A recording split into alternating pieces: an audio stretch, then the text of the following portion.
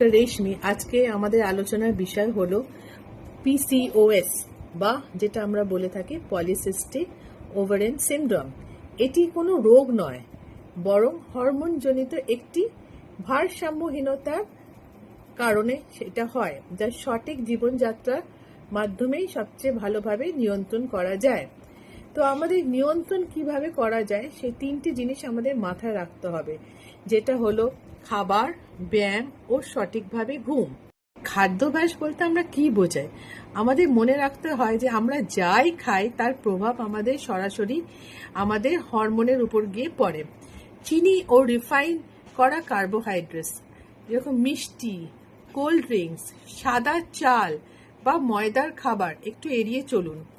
এগুলি রক্তে ইনসুলিনের মাত্রা বাড়িয়ে দেয়। খাবার, প্রতিদিন খাদ্য তালিকায় প্রচুর পরিমাণে শাকসবজি রাখুন। ফল, মূল এবং প্রোটিন যেমন মাছ, ডাল বা ডিম এটা রাখতে পারেন খাবারে। অল্প অল্প করে বারবার খাবেন, যেমন একবার অনেকে না খেয়ে নির্দিষ্ট বিরতিতে আর স্বাস্থ্যকর খাবার খাওয়াই অভ্যেস আপনাদের করা উচিত। আসি হলো নিয়মিত ব্যায়াম করা। ওজন নিয়ন্ত্রণ পিসিওএস এর প্রধান চিকিৎসা। প্রতিদিন অন্তত 30 মিনিট হাঁটাহাঁটি করা উচিত।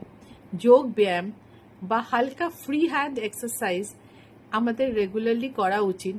শরীরে মাত্র 5 থেকে 10% ওজন কমাতে পারলেই পিরিয়ড নিয়মিত হতে শুরু হয়ে যায়। শান্তি ও ঘুম, অতিরিক্ত মানসিক চাপ পিসিওএস এর সমস্যাকে আরো জটিল করে তোলে। তাই প্রতিদিন আপনাদের 7 থেকে 8 ঘন্টা ঘুমানো খুবই দরকার, এবং দুশ্চিন্তা মুক্ত হলেই আপনার এই পিসিওএস থেকে অনেকখানি আপনারা সুস্থ হতে পারবেন। রেগুলারলি মেডিটেশন করুন, ধ্যান করুন, এগুলো করলেও মনটাকে শান্তি রাখা যায়, টেনশন দূর হতে পারে। তাহলে শেষ পর্যন্ত আমরা এই বলতে পারি, পিসিওএস মানে যে জীবন শেষ নয়, সঠিকভাবে শৃঙ্খলা এবং সচেতনতায় পারে আপনাকে একটি সুস্থ ও সুন্দর জীবনযাপন করার উপহার দিতে।